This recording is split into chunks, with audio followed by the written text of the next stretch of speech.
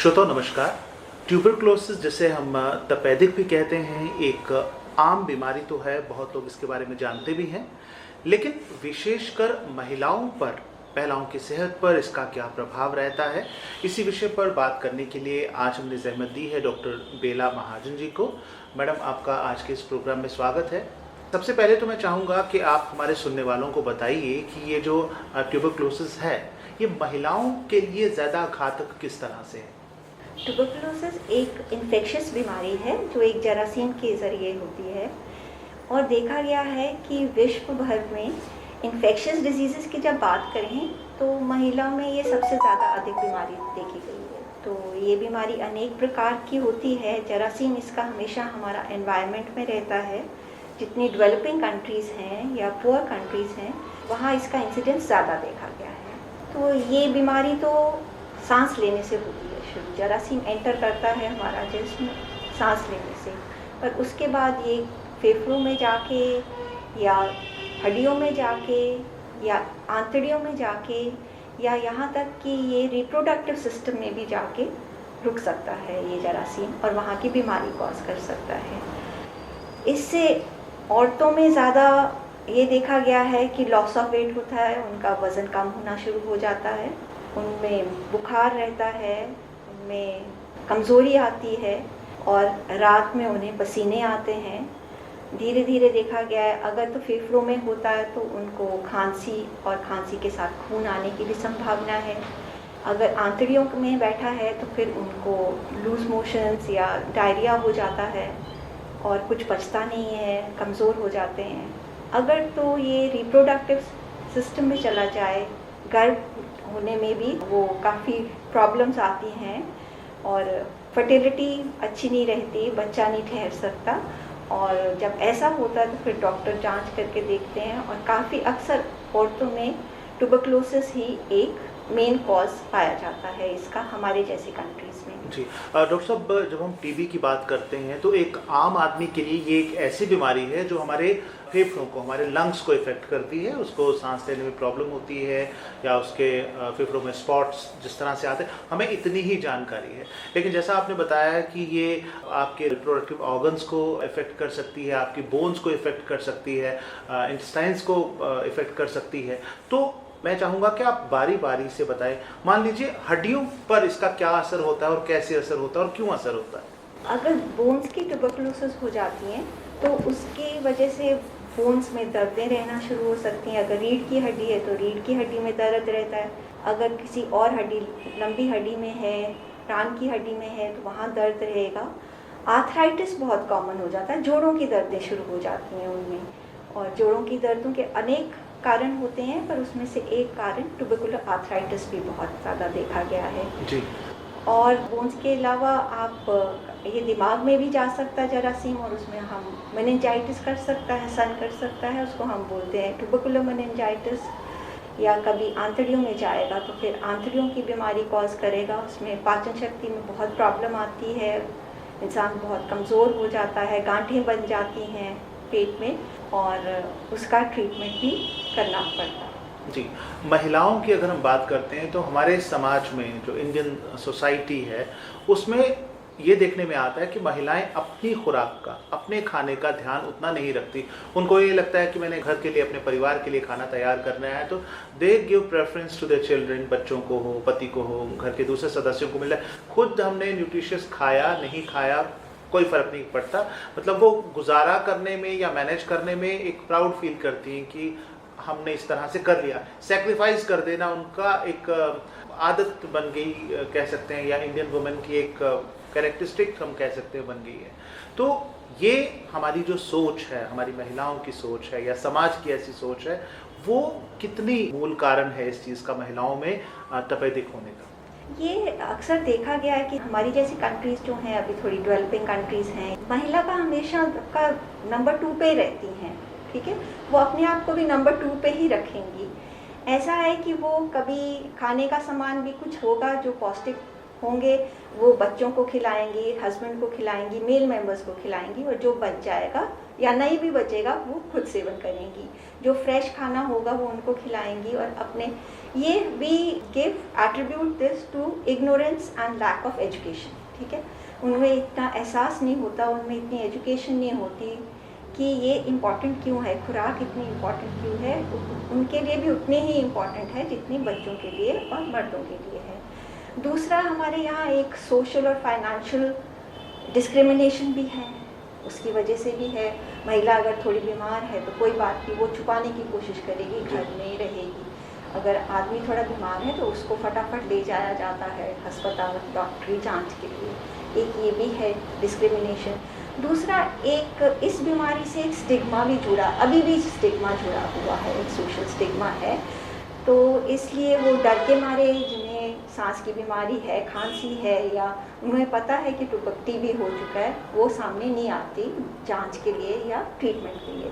तो ये सारे फैक्टर्स मिला के महिलाओं में बेशक ये बीमारी कम है, अगर पूरे विश्व भर की स्टैटिस्टिक्स देखो महिलाओं में ये बीमारी कम है, लेकिन सिवियर बीमारी होती है। Most of the time treatment बहुत डिफिकल्ट होता है क्योंकि बीमारी बिगड़ चुकी होती है जब तक ये सामने लाई जाती है जी, या जिस ट्रीटमेंट लिया जाता है जी। इस बीमारी के बारे में कहना है कि ये हवा से फैलती है, ठीक है, सांस के थ्रू, हवा के थ्रू फैलती है। तो ऐसे में एक घर के माहौल के ऊपर भी डिपेंड करता है। अगर घर बहुत से कंजस्टेड हैं या डैम्पनेस है या खुले हवादार घर नहीं है, या घर या दफ्तर या आपका जो वर्क प्लेस है, कहीं भी आप काम करते हैं, तो उसका भी इफेक्ट होता है। तो इसमें वातावरण का, घर के माहौल का या जो वर्क प्लेस है वहाँ के माहौल का कितनी अहमियत है उसका स्वच्छ होने में? वो तो है। हर बीमारी ऐसी, जो बीमारी जो सांस से होती है और स्पेशली फेफड़ों को इफ़ेक्ट करती है, उसमें 3 चीज़ें बहुत इंपॉर्टेंट है, आपकी डाइट, फ्रेश एयर और सनलाइट। ये तो माना जाता है।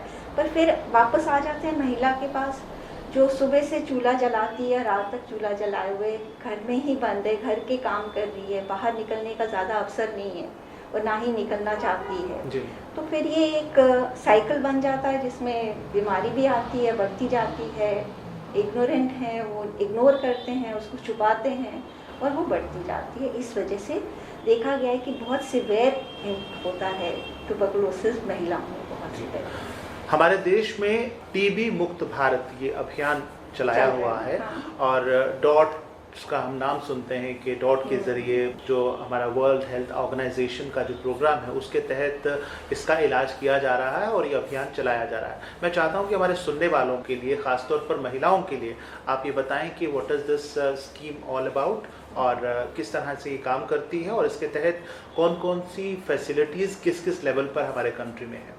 ये जो डॉट्स का प्रोग्राम है, that's a part of a national TB control program. अब उन्होंने बोला है हमने 2030 तक हिंदुस्तान को मुक्त करना है ट्यूबरकुलोसिस से। तो उसके काफ़ी अच्छे प्रोजेक्ट्स और अच्छे प्लान्स बने हैं, और ये डॉट्स का प्लान तो काफ़ी देर पहले बन चुका था, जो 6 मंथ्स की थेरेपी दे रहे थे। और ये थेरेपी सारी फ्री ऑफ कॉस्ट अवेलेबल है। सेंटर्स हर डिस्ट्रिक्ट, सब डिस्ट्रिक्ट में अवेलेबल हैं। जांच भी हो जाती है और दवाई दारू भी हो जाती है, एंड वो भी फ्री ऑफ कॉस्ट। और ये पेशेंट की देखभाल के लिए उन्होंने वहाँ बहुत बढ़िया एक सिस्टम रखा हुआ है कि दवाई आपने उनके सामने, वहाँ जहाँ मिलेगी दवाई आपको, आपने उनके सामने ही दवाई पूरे हफ्ते की खानी है और नेक्स्ट टाइम फिर से आओगे।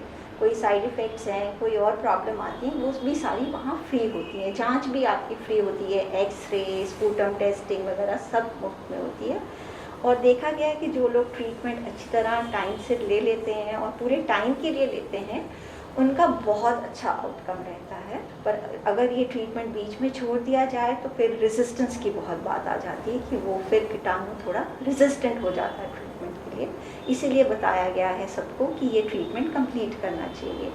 और हमारी सरकार की तरफ से तो हर ग्रास रूट लेवल पे भी हमारे वर्कर्स जो हैं, हेल्थ के वर्कर्स हैं, वो सप्लाई करती हैं, ड्रग्स भी करते हैं और जांच भी करते हैं।